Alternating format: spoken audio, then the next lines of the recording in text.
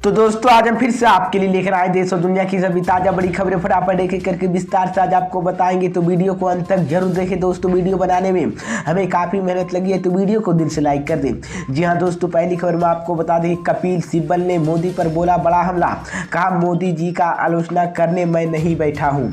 तो वहीं आपको बताएंगे दोस्तों कि मध्य प्रदेश में अरविंद केजरीवाल की सभी सीटों पर चुनाव लड़ने का किया ऐलान।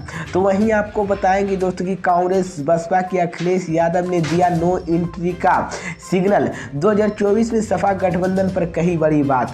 तो वहीं आपको बताएंगे दोस्तों कि ओम प्रकाश राजभर 2024 में किधर रहेगा अखिलेश यादव का बड़ा बयान। तो वहीं आपको बताएंगे दोस्तों कि नीतीश कुमार को लगा बड़ा झटका, उपेंद्र कुशवाहा के बाद अब एक और जेडीयू के नेता इस्तीफे की चर्चा में। तो दोस्तों सभी खबरों की जानकारी एक एक करके विस्तार पर बताने वाले दोस्तों। इससे पहले आपसे एक छोटी सी रिक्वेस्ट करें दोस्तों, क्योंकि यहाँ कोई गोदी मीडिया चैनल नहीं है, यहाँ पर सिर्फ और सिर्फ सच बताया जाता है और सच दिखाया जाता है। अगर आप भी निष्पक्ष पत्रकारिता का सपोर्ट करते हैं, अगर आपको भी लगता है कि देश में होने वाले तमाम चुनाव ईवीएम से ना होकर के वायलेट पेपर तो होना चाहिए, तो आप इस वीडियो को लाइक करके चैनल को सब्सक्राइब जरूर कर लीजिए, साथ में बेल आइकन भी प्रेस कर लीजिए और वीडियो को ज़्यादा से ज़्यादा शेयर कीजिए। इसी बीच पर दोस्तों अगली खबर की ओर कि कपिल सिब्बल ने मोदी पर बोला बड़ा हमला, कहा मोदी जी को आलोचना करने मैं नहीं बैठा हूं। जी हां दोस्तों, आपको बता दें ये बड़ी खबर सामने निकल कर आई दोस्तों कि नागरिकों के खिलाफ काम करने वाली सरकार के शासन में होने का आरोप लगाते हुए राज्यसभा सदस्य कपिल सिब्बल ने देश में मौजूदा अनियम से लड़ने के लिए शनिवार को एक नए मंच की घोषणा की है। साथ ही उन्होंने गैर भाजपा दलों की मुख्यमंत्री और नेताओं के सहित किसी से उनकी इस पहले के सहयोगी करने के लिए अपील की है। सिब्बल ने कहा कि वह 11 मार्च को जंतर मंतर पर इस पहल के संबंध में एक बैठक करेंगे और भारत के लिए एक नई दृष्टि पेश करेंगे।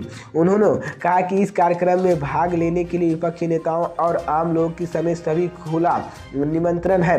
सिब्बल ने अपने आवास पर संवाददाताओं को सम्मेलन में कहा कि हम भारत के लिए एक नई दृष्टि देंगे जो एक सकारात्मक एजेंडा होगा। मैं प्रधानमंत्री नरेंद्र मोदी जी की आलोचना करने बैठा हूं कि उनके सुधार दूंगा। इस बीच सिब्बल ने दावा किया कि भारत में हर जगह के अन्य फैला है। उन्होंने दावा किया कि नागरिकों के संस्थाओं के पत्रकारों को शिक्षकों के मझेल एवं छोटे कारोबारियों के साथ न्याय किया जा रहा है। इसी बीच पर दोस्तों अगली खबर की ओर कि मध्य प्रदेश में अरविंद केजरीवाल ने सभी सीटों पर चुनाव लड़ने का किया ऐलान। जी हां दोस्तों, आपको बता दें ये बड़ी खबर सामने निकल कर आई दोस्तों कि मध्य प्रदेश में इसी साल विधानसभा चुनाव होने हैं। चुनाव में भाजपा कांग्रेस की टक्कर देने के लिए आम आदमी पार्टी ने भी 230 सीटों पर चुनाव लड़ने की घोषणा की है। नगरीय निकाय चुनाव में सिंगल रैली की जीत दर्ज करने के बाद आम आदमी पार्टी के उत्साह दिखाई दे रहा है। यही कारण है कि अब अरविंद केजरीवाल और भगवत मान एमपीपी के दौरे करने वाले इन दोनों नेताओं के दौर पर अब पार्टी एमपी में बड़ा ऐलान कर सकती है। माना जा रहा है कि केजरीवाल और भगवत मान की सभा के कई नेता आम आदमी पार्टी के ज्वाइन कर सकते हैं। हालांकि अभी तक यह साफ नहीं हुआ कि कौन से नेता पार्टी ज्वाइन करेंगे। आम आदमी पार्टी के संयोजक दिल्ली के मुख्यमंत्री अरविंद केजरीवाल और पंजाब के मुख्यमंत्री भगवत मान के मध्य प्रदेश की राजधानी भोपाल आ रहे हैं और चुनाव में 8 महीने पहले ही दोनों ही नेताओं के यह पहली सभा होगी। 14 मार्च की सभा में दोनों नेताओं की दिल्ली और पंजाब में हो रहे विकास कार्यों की इलाके एमपीए दिखाएंगे।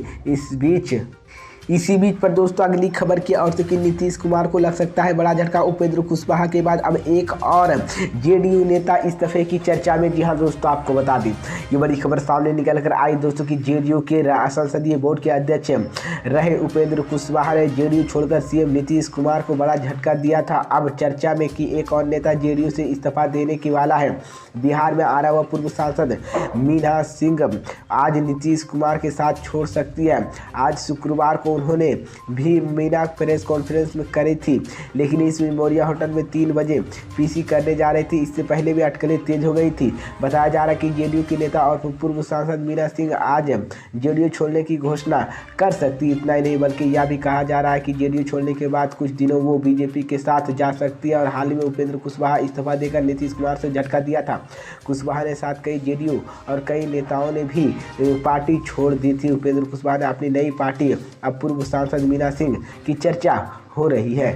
इसी बीच पर दोस्तों अगली खबर की ओर थी कांग्रेस बसपा की अखिलेश यादव ने दिया नो एंट्री का सिग्नल 2024 में सपा गठबंधन पर कही बड़ी बात। जी हां दोस्तों, आपको बता दें ये बड़ी खबर सामने निकल कर आई दोस्तों की समाजवादी पार्टी के कांग्रेस और बीएसपी के लोकसभा चुनाव में 2024 में भाव नहीं देने का मन लिया है। इस बात का इशारा खुद अखिलेश यादव ने दिया। आजमगढ़ में एक निजी कार्यक्रम की शिरकत करने पर अखिलेश यादव ने कहा कि 2024 में हम अपनी ताकत दिखा देंगे कि हमारा गठबंधन 80 के 80 सीटों पर चुनाव लड़ेगा। उन्होंने कहा कि बीजेपी सभी मैनपुरी की हार के आकलन नहीं कर पाई है। इतनी बुरी हार कैसे हो गई है? बीजेपी के पास महंगाई बेरोजगारी का जवाब नहीं है, किसानों का आय दुगनी करने की सवाल भी जवाब पास नहीं है। 2019 के लोकसभा चुनाव में भाजपा के राज्य 64 सीटों पर जीत हासिल की थी, जबकि 16 सीटों पर भाजपा शिकस्त का हार का सामना करना पड़ा था।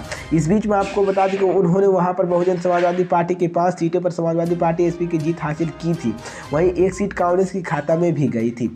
लेकिन इस बार अखिलेश यादव ने 80 में से 80 सीटों पर खुद ही चुनाव लड़ने का ऐलान कर लिया है। इसी बीच पर दोस्तों अगली खबर की ओर ओम प्रकाश राजभर 2024 के लोकसभा चुनाव में किधर रहेंगे? अखिलेश यादव दिया जवाब। जी हां दोस्तों, आपको बता दें ये बड़ी खबर सामने निकल कर आई दोस्तों कि अखिलेश यादव ने लोकसभा चुनाव 2024 के यूपी की सभी 80 सीटों पर सपा गठबंधन के चुनाव लड़ने की घोषणा करते हुए कहा है कि देश बुलडोजर से नहीं बल्कि कानून के संविधान की आलोचना चाहिए। सपा बसपा के राष्ट्रीय अध्यक्ष ओम प्रकाश राजभर लोकसभा चुनाव की किधर रहेंगे, इसी सवाल पर अखिलेश यादव ने कहा कि यह वही जाने। उन्होंने कहा कि कुछ नेताओं के कई नहीं बता सकता कि वो कहाँ है। समाजवादी पार्टी ने 2022 के विधानसभा चुनाव के राष्ट्रीय लोकदल, सुहेंद्र भारतीय समाजवादी पार्टी के सुबह महान दल, अपना दल, कामरवती जनवादी पार्टी के आदि गठबंधन से चुनाव लड़ा था, जिसमें सुबह बसपा और महान दल के साथ सपा गठबंधन टूट चुका है। लेकिन अगले साल होने वाले लोकसभा चुनाव की तैयारी के संबंध पूछे जाने पर अखिलेश यादव ने कहा कि समाजवादी पार्टी का गठबंधन प्रदेश की सभी 80 सीटों पर चुनाव लड़ेगा।